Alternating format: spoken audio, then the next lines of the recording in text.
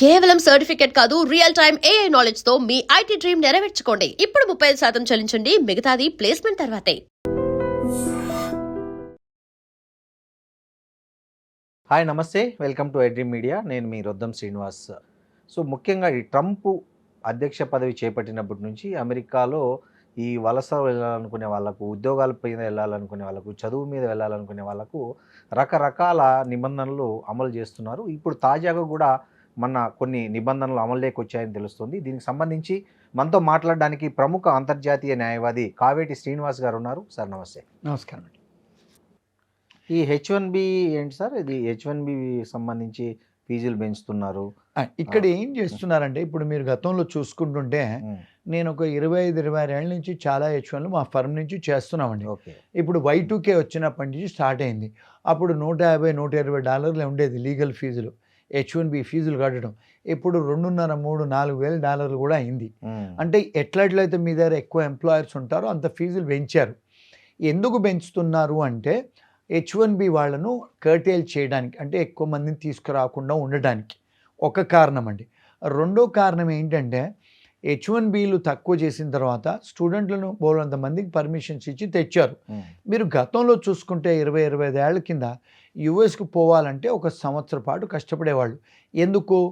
వాళ్ళు టోఫెల్ రాసేవాళ్ళు, test of English, దాని తర్వాత జీమాట్ రాసేవాళ్ళు, జిఆర్ఈ రాసేవాళ్ళు. ఇవన్నీ స్కోర్స్ వచ్చిన తర్వాత మీరు కాలేజీలలో అప్లికేషన్ పెడితే 6 months పట్టేది మీకు అడ్మిషన్ వచ్చేదానికి. అవునండి. అంటే ప్రతి ఒక్కరు సీరియస్గా చదువుకొని వచ్చేవాళ్ళు. అంటే 1 year ప్రోగ్రామ్, అంటే బోనఫైడ్ స్టూడెంట్స్ మాత్రమే వచ్చేవాళ్ళు. అంటే మీ టెక్నాలజీ బీటెక్లో మంచి మార్కులు వచ్చి ఇప్పుడు కొన్ని సంవత్సరాల నుంచి వాళ్ళు యూనివర్సిటీ వాళ్ళు టోఫెల్ వేవ్ చేసేసారు.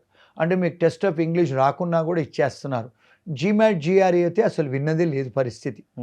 అంటే వీళ్ళు అవన్నీ తీసేసి డైరెక్ట్గా ఎవరు అప్లికేషన్ పెడితే వాళ్ళకి I-20 ఇచ్చేస్తున్నారు. అక్కడికి వచ్చిన తర్వాత మిమ్మల్ని ప్రీ రిక్విజిట్స్ అని మీకు కొంత సబ్జెక్ట్స్ ఇచ్చి మళ్ళీ మీ దగ్గర ఫీజులు పెడుతున్నారు. ఇది కాలేజీ వాళ్ళు. అంటే ఇవన్నీ కూడా బిజినెస్ లాగా, విండ్ మిల్ లాగా అయిపోయినాయి కాలేజీలు. వాళ్ళు ఏమంటున్నారంటే, ఇప్పుడు అక్కడికి వచ్చిన తర్వాత చాలామంది లక్షల మంది స్టూడెంట్స్ వచ్చారు గతంలో. సరే, ఈ సంవత్సరం పోయిన సంవత్సరం తగ్గింది బికాజ్ ఆఫ్ రెగ్యులేషన్స్. ఒకటి ట్రంప్ గారు ఇప్పుడు చేసిన, అంటే టైటన్ అప్ చేశారు. మళ్ళీ ఒక 60-70 దేశాలలో కౌన్సిలేట్సే క్లోజ్ చేశారు ట్రంప్ గారు. అంటే మీకు అసలు కౌన్సిలేట్సే లేవు. అంటే భూలోకంలో 190 దేశాలు ఉంటే అందులో నువ్వు 70-80% కౌన్సిలేట్స్ క్లోజ్ చేసావంటే మోర్ దెన్ 50% కౌన్సిలేట్స్ క్లోజ్ చేశారు కదా. అవును. కొన్ని కంట్రీస్నేమో బ్లాక్ లిస్ట్ చేశారు. అవును. మరి మీకు వచ్చేది ఒక 40% జనాలే వస్తున్నారు. ఆ 40% స్టూడెంట్స్ రావాలనుకున్నా, విజిటర్లు రావాలనుకున్నా, H1B వచ్చిన వాళ్ళకు కూడా మీకు అపాయింట్మెంట్ దొరకాలన్న కౌన్సిలేట్లు దొరకట్లే. ఎందుకు అంటే కర్టేల్ అంటే వాళ్ళని డిస్కరేజ్ చేయడానికి మార్పులు చేర్పులు తెస్తున్నారు. ఎందులో తెచ్చారు? ఫీజులలో తెచ్చారు ముందు. రెండోది ఏంటి, ఇప్పుడు అక్కడ ఎకానమీ చాలా స్ట్రగుల్ అవుతుంది. ఈ ఐటీ పెద్ద కంపెనీస్ అన్నీ కూడా తీసేస్తున్నారు. తీసేసిన తర్వాత వాళ్ళకు 60 రోజులు వెసులుబాటే ఇచ్చారు. అంటే వేరే ఎంప్లాయర్తో H1 చేసుకోవాలా లేకపోతే వెనక్కి వచ్చేయాలని. ఇది స్ట్రిక్ట్గా ఇంటర్ప్రిట్ చేస్తున్నారు 60 days. మూడోది ఏంటంటే, ఎవరైతే H1లో జాబులు పోతాయో వాళ్ళు 60 రోజులలో పెట్టే బిడ్డే చదువుకొని రాకపోతే చాలామంది ఏం చేస్తున్నారు, స్టూడెంట్ వీసాలు వేసుకుంటాం మళ్ళా, లేకపోతే విజిటర్ వీసాలు వేసుకుంటామని చాలామంది మా ఫర్మ్ కాంటాక్ట్ చేస్తూ ఉంటారు. వాళ్ళు ఇప్పుడు ఏం చేస్తున్నారు, ఇమిగ్రేషన్ వాళ్ళు, మీరు ఇంటికి పోవడానికి పెట్టే బిడ్డే చదువుకోవడానికి 60 రోజులు దేనికి, 90 రోజులు దేనికి? అసలు మీకు అక్కడ ఉండాలని ఎందుకు ఉద్దేశం? ఉద్యోగం లేని తర్వాత మీరు ప్యాక్ చేసుకొని వెళ్ళిపోవచ్చు కదా, రీలొకేట్ అవ్వచ్చు కదా అని మీరు విజిటర్ వీసా ఫైల్ చేసినా, మళ్ళీ F1 ఫైల్ చేసినా, ఏ ఫైల్ చేసినా కూడా వాళ్ళు డినై చేస్తున్నారు. దాన్ని చేంజ్ ఆఫ్ స్టేటస్ అంటారు. అంటే వాళ్ళు టైటన్ అప్ చేస్తున్నారు. అవును సార్. ఈ F1 నుంచి B1కి మారే టైంలో జనరల్గా ఎక్కువ మిస్టేక్ జరుగుతున్నాయి అంటున్నారు. ఎలాంటి మిస్టేక్స్ జరుగుతున్నాయి అసలు? ఇప్పుడు వాళ్ళు ఏమంటారంటే, మీరు చదువుకోవడానికి వచ్చారు, చదువు అయిపోయింది. మరి చదువు అయిపోయిన తర్వాత మీరు మీ వైండప్ చేసుకోవాలంటే, అంటే మీరు మీ రూము లేకపోతే కారు లేకపోతే మీ వస్తువులు వైండప్ చేసుకొని వెళ్ళిపోవాలనుకొని మీరు మాకు విజిటర్ వీసా అప్లికేషన్ పెడుతున్నారు కదా, మరి 6 నెలలు దేనికి మీకు విజిటర్ వీసా? అంటే వీళ్ళు ప్రాసెస్ చేసే వరకు 3-4 నెలలు అవుతుంది.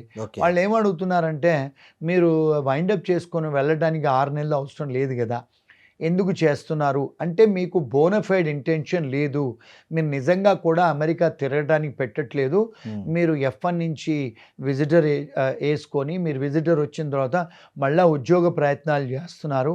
ఆ ఉద్యోగ ప్రయత్నాలు చేస్తే మళ్ళీ మీకు వేరే ఉద్యోగం వస్తే మళ్ళీ H1 వేసుకుంటున్నారు అంటే మీరు మాకు ఇక్కడ విజిట్లో తిరుగుతాను చూసి వెళ్ళిపోతానని చెప్పేది అబద్ధము అని మీరు మాకు చెప్పి అబద్ధం చెప్పి మీరు ఇక్కడ ఉద్యోగ ప్రయత్నాలు చేస్తున్నారు అంటే మీరు మాకు అబద్ధం చెప్తున్నారు కనుక మేము మిమ్మల్ని డినై చేస్తాము అని చాలా కేసులు డినే అవుతున్నాయి. ఓకే సార్, ఇంకోటి న్యూ బర్త్ సిటిజన్షిప్ రూల్స్ 2026లో కొన్ని అమెండ్మెంట్స్ చేయబోతున్నారని కూడా వార్త వస్తుంది. అవునండి. సో ఎలాంటి అమెండ్మెంట్స్ జరగబోతున్నాయి అసలు? అంటే ఇప్పుడు ఏం చేశారంటే ట్రంప్ గారు ఇప్పుడు గతంలో ఏమైందంటే అండి మెడికల్ టూరిజం లాగా అన్ని విదేశాల నుంచి 190 దేశాల నుంచి చాలామంది కడుపుతో ఉంటే ఏం చేస్తారంటే వాళ్ళు విజిట్ వీసా తీసుకొని వస్తారు. అంటే లూజ్ బట్టలు వేసుకొని వస్తారు. వేసుకొని వచ్చిన తర్వాత వాళ్ళు యాక్చువల్గా ప్రెగ్నెంట్ ఉంటారు, 4 months 6 months ప్రెగ్నెంట్ ఉంటారు.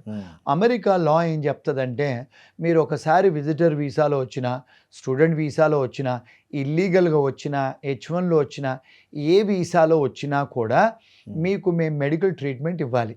హాస్పిటల్లో ప్రెగ్నెంట్ ఉమెన్కు మేము మెడికల్ ట్రీట్మెంట్ ఇవ్వాలి. మీకు ఇన్సూరెన్స్ లేకున్నా కూడా మేము ట్రీట్మెంట్ ఇవ్వాలి.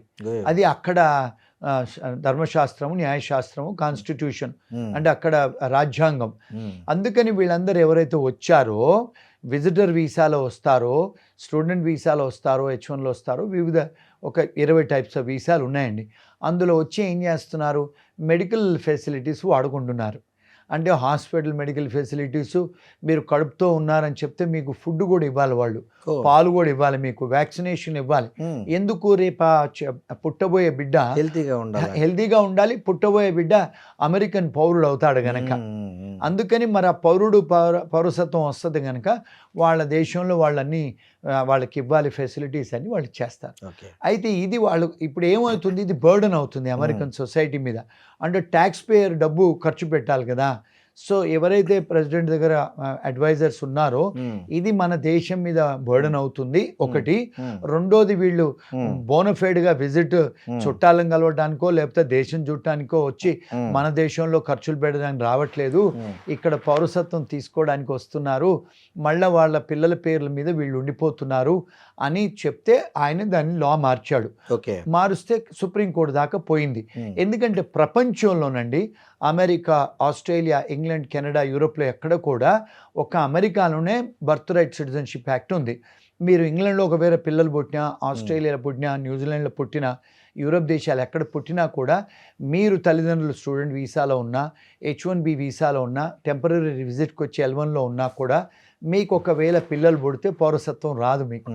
ఇప్పుడు ఫర్ ఎగ్జాంపుల్ మిడిల్ ఈస్ట్లో చాలామంది ఇండియన్స్ 20-30 ఏళ్ళ నుంచి ఉన్నా కూడా ఇండియన్ పాస్పోర్ట్సే. మరి వాళ్ళకి అక్కడ పిల్లలు కంటారు కదా, మరి UAE పాస్పోర్ట్స్ వస్తున్నాయా? రావట్లేదు. మరి ఇప్పుడు యూకేలో కానీ ఆస్ట్రేలియాలో కానీ స్టూడెంట్స్ వెళ్తారు, కెనడాలో కూడా స్టూడెంట్స్ వెళ్తారు, వర్క్ పర్మిట్లో వెళ్తే మరి మీకు అక్కడ పుట్టిన పిల్లలకు పౌరసత్వం వస్తుందా? రావట్లేదు. అమెరికా ఒక్కటే దేశం పౌరసత్వం ఇస్తుంది. ఇప్పుడు వాళ్ళు ఏం చేశారంటే కంపారిటివ్లీగా వేరే దేశాలలో ఇవ్వట్లేదు కదా, మేము కూడా వేరే దేశాల్లాగా మార్చుకుంటాము మా ఇమిగ్రేషన్ లా అని చెప్పి ట్రంప్ గారు ఒక ఎగ్జిక్యూటివ్ ఆర్డర్తో వచ్చారు. ఎవరైతే ఇక్కడ వస్తారో వాళ్ళ పిల్లలు ఒకవేళ ఇక్కడ జన్మిస్తే వాళ్ళకు పౌరసత్వం ఇవ్వద్దు అని. సో చాలామంది ఇమిగ్రేషన్ అడ్వకేట్స్ దాన్ని సుప్రీంకోర్టు దాకా తీసుకెళ్తే ఇది పార్లమెంట్లో లా పాస్ అవ్వాలి కానీ ఎగ్జిక్యూటివ్ ఆర్డరు ప్రెసిడెంట్గా అర్హత లేదని చెప్పి కొట్టేశారు. సో కాబట్టి ప్రస్తుతానికి అమల్లో ఉందనుకో. అమల్లో ఉంది. కానీ ఇప్పుడు మళ్ళీ ఆయన ఏం చేస్తున్నాడు, ఇప్పుడు ఆయన మెజారిటీ వైట్ హౌస్లో ఆయన అంటే మన దగ్గర లాగా ఎట్లయితే లోవర్ హౌస్ అప్పర్ హౌస్ ఉంటుందో మా దగ్గర కూడా లోవర్ హౌస్ అప్పర్ హౌస్ ఉంది అమెరికాలో. దానిలో బిల్లు ప్రవేశపెట్టి లా తీసుకొస్తున్నారు. ఓకే.